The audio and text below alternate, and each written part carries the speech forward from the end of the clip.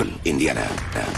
La policía está investigando una desaparición cuando realiza un macabro hallazgo. Era el cadáver de una chica. En ese momento no conocíamos la causa de la muerte. Tenía las manos atadas a la espalda. Y se encuentra con un asesinato entre manos, mientras que el autor aún anda suelto. Por aquí no ocurrían ese tipo de crímenes violentos. Estaba claro que había un asesino entre nosotros. El fumador asesino. Crothersville, en Indiana, es una localidad tranquila y pacífica en el corazón del medio oeste de los Estados Unidos. Su población, de solo 1.500 habitantes, trabaja duro en el campo y en las fábricas. Es una localidad bastante pequeña, como cualquier otro pueblo. Es tranquilo, todo el mundo se conoce. Es la región agrícola de Indiana. Discurren muchos arroyos y riachuelos por toda la zona. Hace muchos años que toda el condado de Jackson, en Indiana, disfruta de un bajo índice de delincuencia. Nos gustaba decir que la gente venía a vivir aquí porque era un lugar pacífico y tranquilo, y con muy poca delincuencia. En 2005 hubo algún robo, allanamiento y naturalmente consumo de drogas. Pero no se había producido ningún asesinato probablemente en unos 30 o 40 años. Enero de 2005.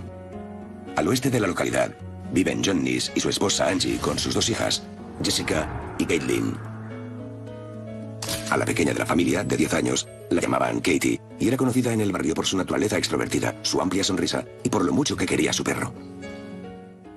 Le encantaba pintar, jugar, montar en bicicleta, jugar con el perro y con sus amigos. Katie era como cualquier niña de 10 años. Le gustaba jugar. Era una niña respetuosa y feliz. Era una chiquilla de 10 años, alegre, muy extrovertida y sociable. Jamás hubo nadie a quien no le cayera bien. 25 de enero de 2005. Comienza el día para Katie cuando su padre, John, la lleva en coche a la escuela. La dejé allí y le dije que la quería y que nos veríamos por la noche. La tarde transcurre tranquila y sin incidentes. Lo único que se oye son las risas de los niños al salir de la escuela municipal al final del día. Después de las clases, volvió a casa. Su madre la mandó a comprar a una tienda cercana. Yo diría que, como mucho, a unos 200 metros de donde vivía. El dueño de la tienda conoce a Katie del barrio y le ayuda con la compra. A las 4 de cuando ven que Katie no ha regresado del recado, John y Angie Neese empiezan a preocuparse. Aquel día me fui a trabajar a las 3 de la tarde. Y por la noche mi esposa me llamó y me dijo que Katie había desaparecido. Le dije, ¿qué quiere decir que ha desaparecido? Y ella me contó que se había ido a la tienda de todo a $1 y que no había vuelto.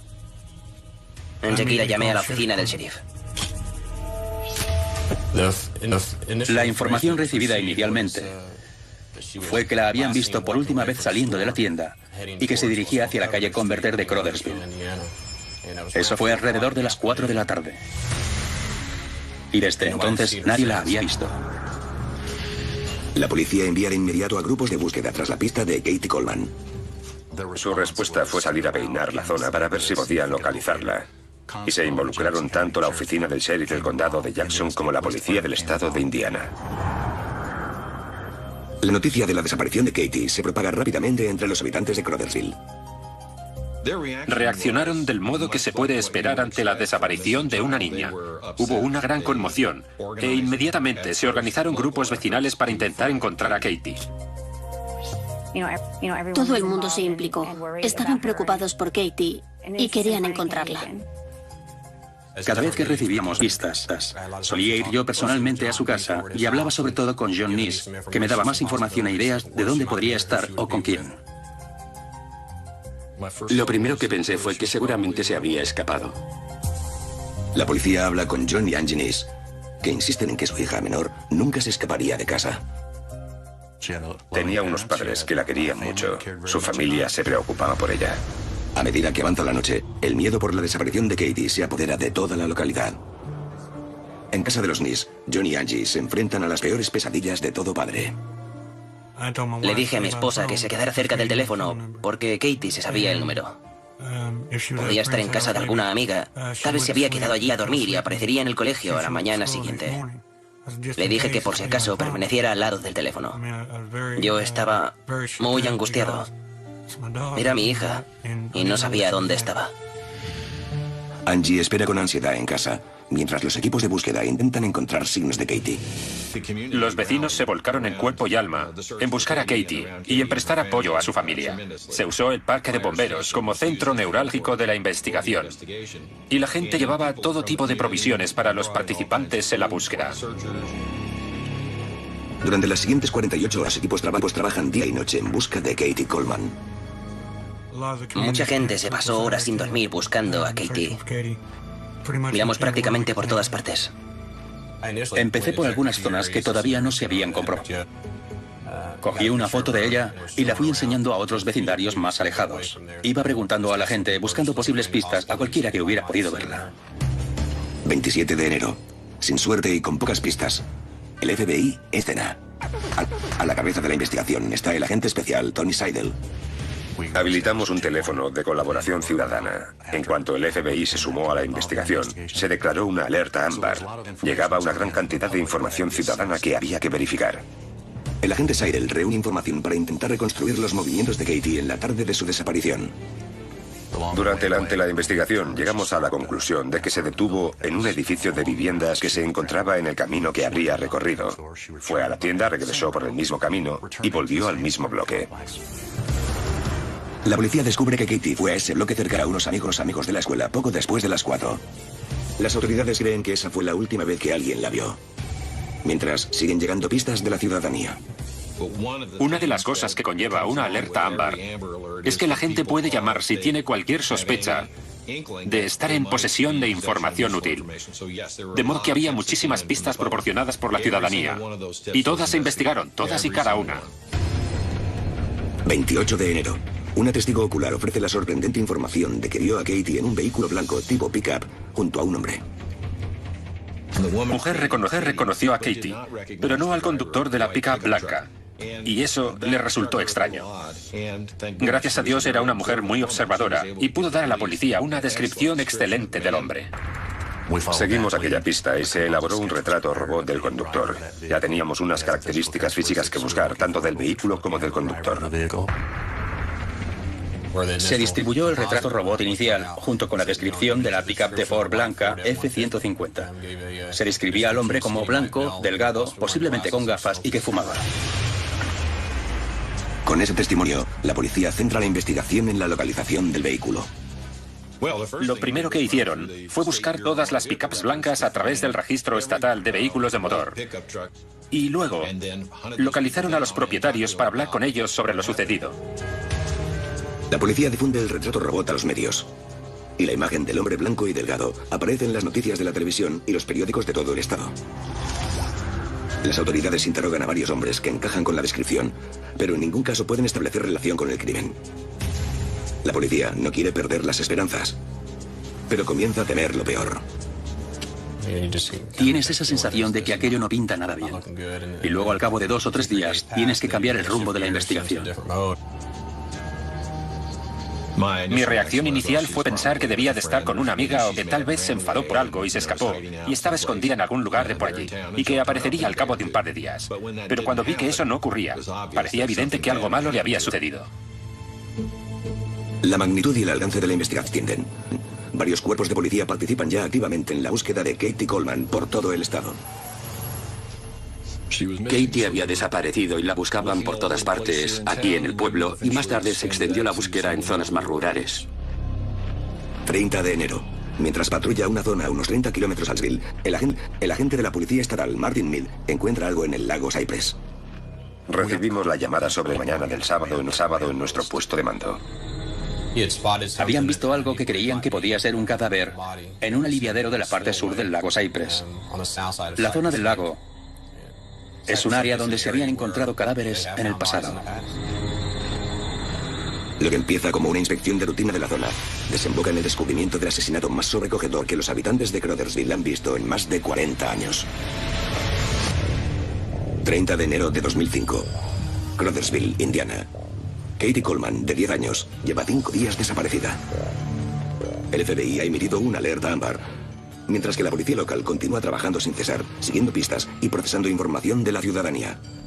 Mientras patrulla una zona a unos 30 kilómetros al norte de Crothersville, el agente de la policía estatal Mark encuentra algo en el lago Cypress. Las autoridades no tardan en llegar a la escena.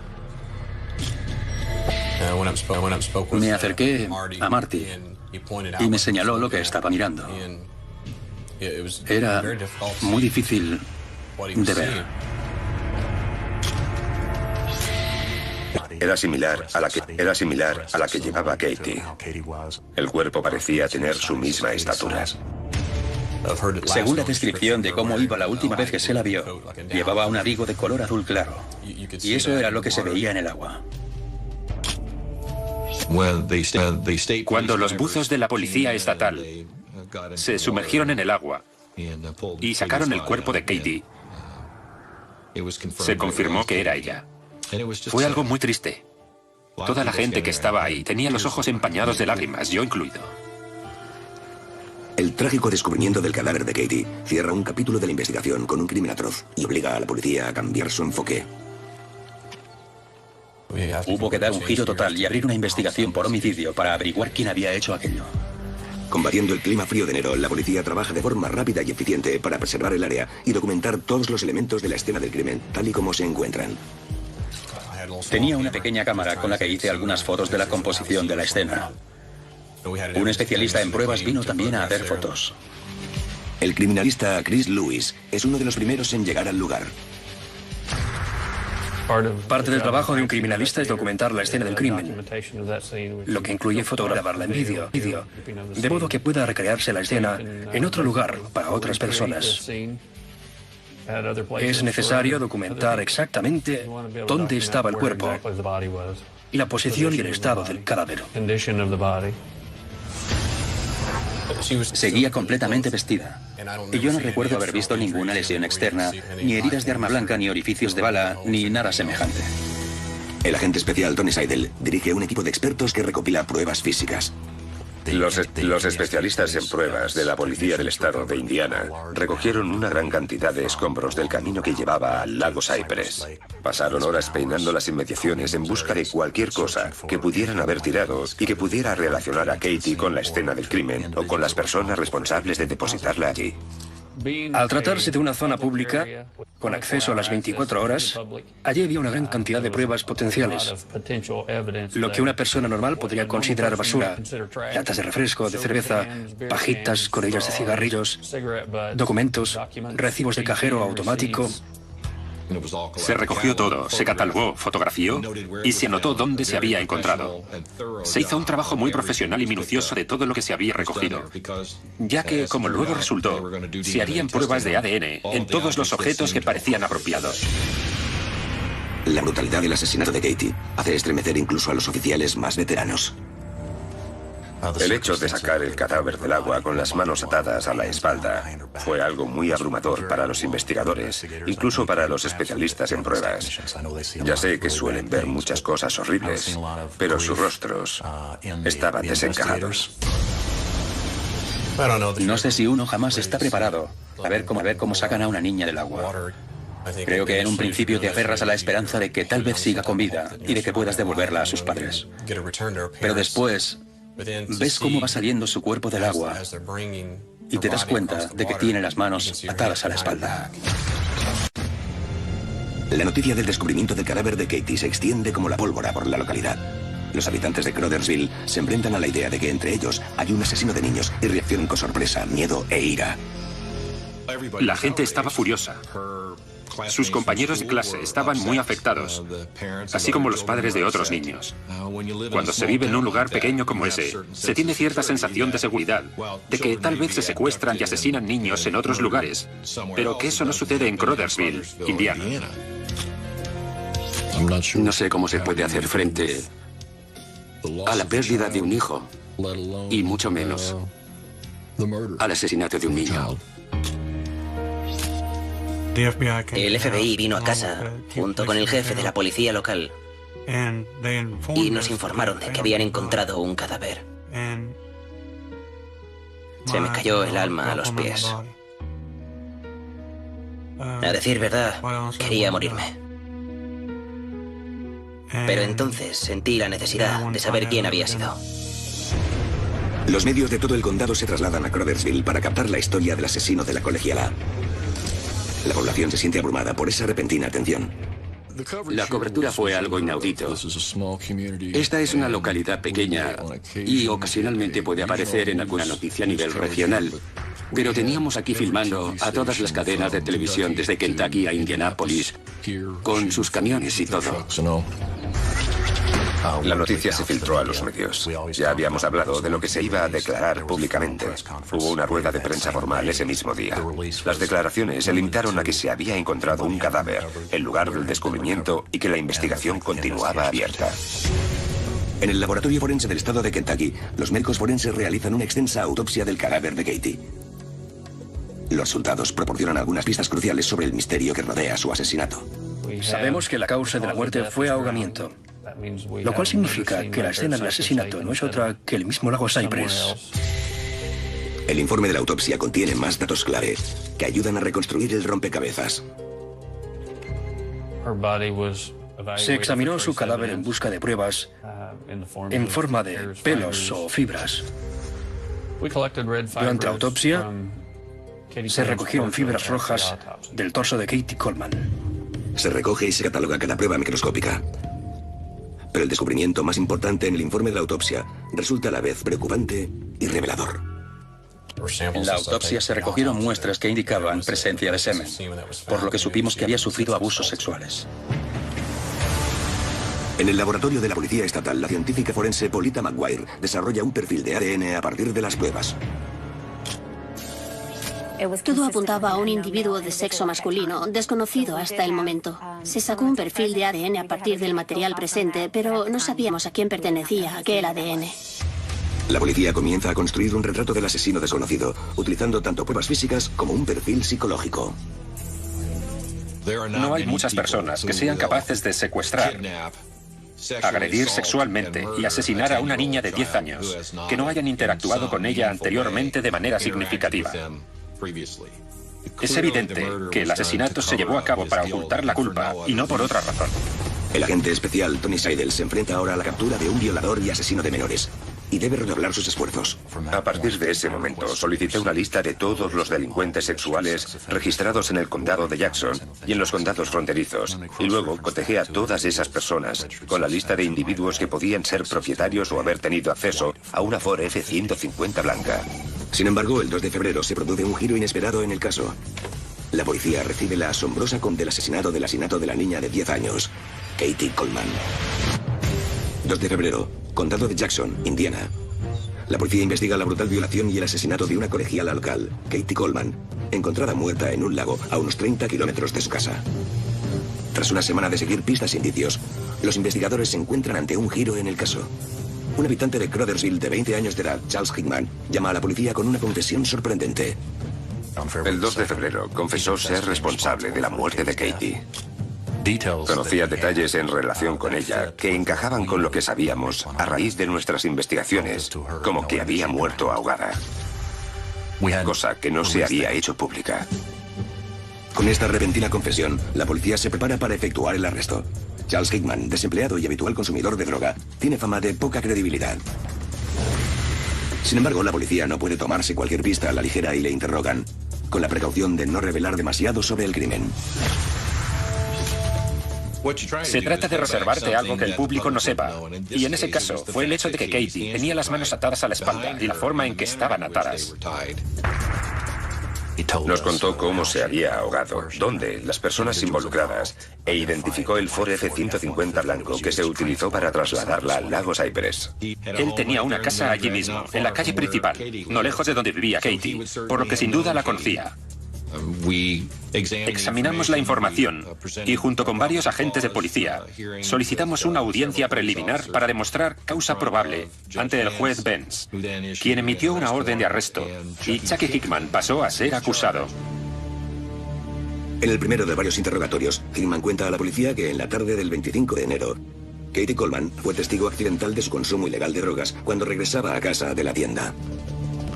En el bloque de pisos que Katie había visitado, había por lo menos un implicado en la producción o la fabricación de metanfetamina y también en su consumo. Tal vez allí se tropezó con personas que consumían o producían metanfetamina y estas se alarmaron. Se entregó y confesó el asesinato, alegando que le habían llevado a Katie a su casa. Hickman cuenta a sus interrogadores que él y sus amigos le habían atado las manos a la espalda para intimidarla y que no fuera a la policía. Afirmó que la había llevado al lago Cypress esencialmente para asustarla. No recordaba si la niña había caído al lago o si él había empujado accidentalmente. Y murió por esa causa. La versión de Hickman era que se había caído accidentalmente, lo cual encajaba con la forma en que apareció el cuerpo. La policía comienza a preparar el caso contra Charles Hickman, recopilando pruebas. Él frecuentaba el bloque de pisos donde sabemos que vieron a Katie por última vez, porque era amigo de unos vecinos de allí, uno de los cuales tenía una F-150 blanca. Pero a pesar de las pruebas de peso, los investigadores comienzan a cuestionar varias incoherencias en la confesión de Hickman. Algunas de las cosas que decía desde el principio no cuadraban. El retrato robot que se hizo poco después de la desaparición tampoco coincidía con Chucky Hickman. Creo que hubo cierta incredulidad porque todo el mundo conocía a Chucky. Había abandonado el instituto, no trabajaba, solo holgazaneaba por ahí. Lo más significativo es que el ADN del cadáver no coincide con la muestra de sangre que Hickman facilita. Es la prueba definitiva e innegable de su inocencia. La policía, frustrada, debe cambiar de nuevo el enfoque de la investigación. Cuando detuvimos a Hickman, pensamos que ya habíamos resuelto el caso. Sin embargo, resultó no ser así. Ni siquiera estábamos cerca. Nos había engañado. Por alguna razón que no alcanzo a entender, tal vez por el deseo precipitado de ver el caso resuelto, se entregó y confesó. Chucky Hickman se lo había inventado todo. Su confesión se basaba en lo que había leído en los periódicos y lo que había visto en la televisión. Ese era probablemente otro de los grandes interrogantes de toda esta tragedia. ¿Por qué confesar un asesinato que no se había cometido? Al final, a Charles Chucky Hickman se le levantan todos los cargos relacionados con el asesinato de Katie Coleman. La reacción entre los habitantes de Crothersville oscila entre el shock y la ira. Yo estaba fuera de mí. No podía creer que tuviéramos la confesión de una persona que había asesinado a una niña de 10 años. Y que luego te dijeran que no había sido él quien la había matado. El asesino de menores aún anda suelto y el terror sigue apoderándose de la pequeña localidad de Indiana. Todo el mundo empezó a vigilar más de cerca a sus hijos, porque se dieron cuenta de lo frágil que es la paz y de lo delgada que es la línea que separa la seguridad de sus hijos de una muerte brutal y sanguinaria. Con la presión de recuperar el tiempo perdido, las autoridades siguen investigando a los conductores de pickups blancas y procesando las pruebas recogidas en la escena del crimen. Analicé más de 300 pruebas. La cantidad real era abrumadora, porque habíamos tenido muchas pistas diferentes y que apuntaban en direcciones muy distintas. La prueba de ADN suele ser infalible, ya que no hay dos personas con el mismo ADN, a excepción de los gemelos idénticos. Los científicos forenses centran sus esfuerzos en los rastros de ADN de las colillas encontradas en la zona donde se descubrió el cadáver de Katie. Se recogieron 10 colillas de la escena del crimen. Nos plantearon que probáramos con el par más cercano al cuerpo de Katie. Pero la diferencia entre 2 y 10 colillas para un analista de ADN es mínima. Yo prefería analizarlas todas. Los resultados coincidían con el material seminal encontrado en el cuerpo de Katie. Y al final resultó ser una de las más alejadas de su cadáver. Ese fue un gran avance por varios motivos. Situaba a la persona que abusó de Katie en el lugar donde fue asesinada. Lo que no sabíamos era quién había cometido el crimen. El cigarrillo, cuyo ADN coincidía, es una marca poco habitual que solo se vende en tiendas especializadas. Era una marca que yo no conocía. Hablé con otros investigadores y ellos tampoco. De modo que nos pusimos en contacto con el fabricante y averiguamos que tenía 4 distribuidores en la zona. Les informamos y les pedimos su colaboración. Me reuní con los responsables de las tiendas y les pedí que me llamaran si alguien pedía cigarrillos Roger. Poco después, recibí una llamada con el mensaje de que un hombre blanco había ido a la tienda y había comprado un cartón de Roger Light 100. Dijo que no pudo conseguir su nombre, pero que conducía una Ford blanca F-150 y nos dio el número de la matrícula. El agente Rob Simpson pide a la central que realice una comprobación de la matrícula. La matrícula pertenecía a Anthony Stockelman, anteriormente clasificado como persona de interés en el caso. Llamé a la central de operaciones, hablé con Tony y dijo, todo apunta a él, esto podría ser algo bueno. La policía centra ahora la investigación en Anthony Stockelman, un operario de fábrica de la localidad vecina de Seymour, Indiana. Tenía un vehículo blanco y su descripción coincidía con el retrato robot, por lo que fue una de las muchas personas de interés interrogadas al inicio de la investigación. En aquel momento, la esposa de Stockelman, padre de 39 años de edad, proporcionó una coartada sólida. El número de matrícula de su pick-up blanca coincide, por lo que Anthony Stockelman se convierte en el sospechoso número 1 del asesinato de Katie Coleman. La policía se prepara para estrechar el cerco a su alrededor. Crothersville, Indiana. Las autoridades que investigan el asesinato de Katie Coleman están un paso más cerca de resolver el brutal crimen que ha tenido aterrorizada a esta tranquila localidad de Indiana durante semanas. Las pruebas de ADN sitúan al fumador de una marca de tabaco poco habitual en la escena del crimen, por lo que la policía estrecha el cerco en torno a Anthony Stockelman. Fuimos a su domicilio y volvimos a hablar con él para ver si accedería a darnos una muestra de ADN. Recuerdo acercarme a su casa con el coche para interrogarle, y al llegar vi una Ford F-150 de color blanco. La descripción fue la de una vieja Ford pickup blanca. Todo encajaba por completo con lo que nos había descrito inicialmente la testigo. Creo que le sorprendió que volviéramos. Pensaba que estaba libre de sospecha. Sabía que había habido un arresto y una confesión, y creyó que estaba a salvo. La policía interroga a Stockelman en su domicilio. Este insiste en su inocencia y repite la historia del primer interrogatorio, que cuenta por qué estaba en Crothersville cuando Katie desapareció. Dijo que se encontraba en aquel lugar, en particular, en el momento de la desaparición de Katie, porque estaba ayudando a un familiar a realizar una mudanza. Por eso su vehículo estaba allí. No ofreció ninguna otra información, salvo que hacía 8 o 10 años que no había ido al lago Cypress y que, por consiguiente, no podía ser responsable de la aparición del cuerpo de Katie allí. Stockelman ofrece voluntariamente una muestra de su ADN, prueba de su inocencia o implicación en el crimen. Se trataba de un homicidio de una niña de 10 años. Los resultados del ADN se pueden obtener en un par de días y solo se trabaja en eso. En aquel caso me empleé a fondo cada día que iba al laboratorio. La policía está a la expectativa de los resultados. Con tan solo los resultados del ADN, podrían ahorrarse meses de ardua investigación policial. La espera es tensa. La gente no puede entrar en el laboratorio de ADN, sino que aguarda fuera los resultados. Todos querían saber si habíamos resuelto el caso después de haberlo probado con 73 individuos. 2 días más tarde los llamé y dije, tenemos una coincidencia. Sentí un escalofrío cuando dijo, hemos atrapado a ese tipo. Solo por su aspecto ya sabías que era él. El agente Seidel contacta con el fiscal del condado, Stephen Pearson, para organizar la solicitud de arresto de Stockelman. Como prueba definitiva de su implicación en el asesinato, Seidel lleva a cabo un experimento con la colilla de la rara marca de tabaco encontrada en la escena del crimen. En un intento de desmentir la coartada de Stockelman, Tony Seidel llevó a cabo un experimento en el que expuso a la intemperie unas colillas en la misma zona y en la misma época del año. Yo ya sabía por el fabricante que solo se comercializaban en la zona desde hacía unos 5 años. También había llegado a la conclusión de que el cigarrillo no habría podido sobrevivir a la intemperie durante 8 o 10 años, que las colillas se habrían degradado hasta un extremo irrecuperable.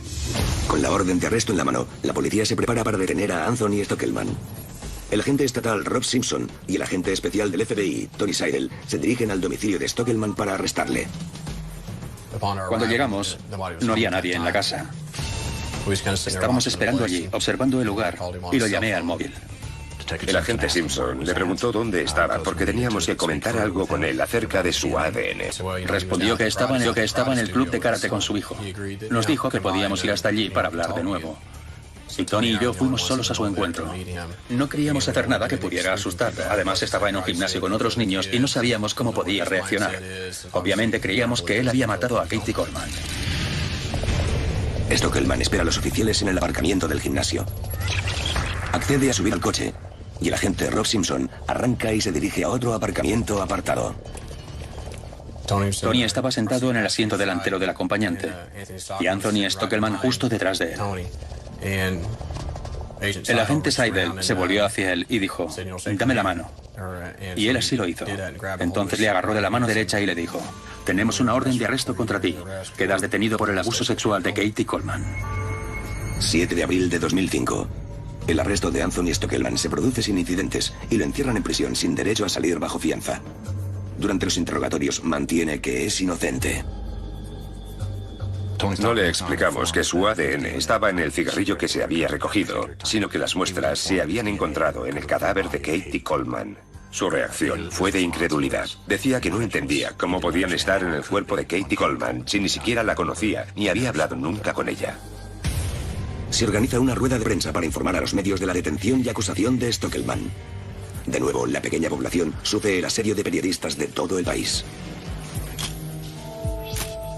Sufrimos una invasión de cadenas de televisión y periódicos de grandes ciudades. ABC se convertía en un circo mediático. Enormes camiones con antenas de televisión, cámaras. Todo aquello se convirtió en un espectáculo habitual en Crothersville durante una temporada. Y era algo totalmente nuevo para nosotros. Con el presunto violador y asesino Anthony Stockelman entre rejas, las autoridades se preparan para lo que será un juicio difícil y controvertido. Con la confesión de Charles Hickman de haber cometido el crimen, ¿se sostendrá el caso de la fiscalía ante un tribunal?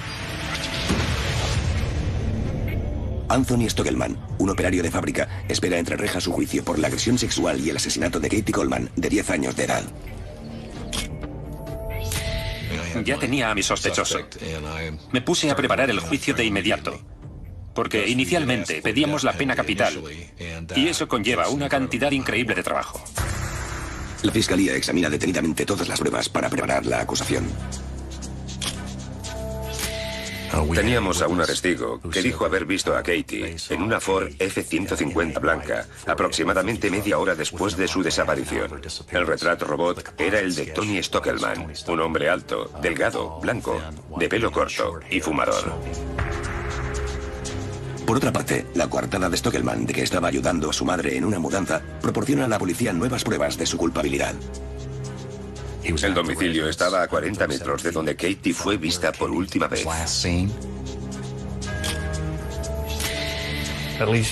La policía conocía las características de varias fibras recogidas de la ropa y el cadáver de Katie Coleman, que coincidían con las de las fibras de color rojo de la alfombra del domicilio de la madre de Anthony Stockelman. Para mí, aquello sellaba el destino de Tony Stockelman. Lo que nos revelaba era que la agresión sexual ocurrió en las habitaciones del fondo, sobre esa alfombra roja. Pero la prueba definitiva era el ADN. Nunca había llevado un caso que dependiera tanto del ADN como aquel.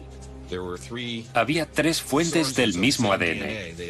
La muestra que se había tomado del propio Stockelman, el ADN de la colilla de cigarrillo y el del semen hallado en el cuerpo de Katie. A pesar de las pruebas contra Anthony Stockelman, la fiscalía se enfrenta a varios retos. Cuando la policía interrogó por primera vez a Stockelman, su esposa proporcionó una coartada sólida. Al principio ella lo apoyó. Creo que lo dijo literalmente. Le apoyo al 100%. Sé que él no lo hizo. Pero no tardó mucho en convencerse de lo contrario a partir de los hechos, no por nosotros, que no tratamos de convencerla de nada. Creo que con solo conocer los hechos que hablaban en su contra, supo que estaba mintiendo. Pero el mayor reto es la confesión de Chucky Hickman. Estaba seguro de que la defensa señalaría con el dedo a Chucky Hickman y diría: él lo confesó, fue él quien lo hizo, ignoren las pruebas de ADN. Chucky Hickman es el asesino. ¿Por qué acusan a mi cliente?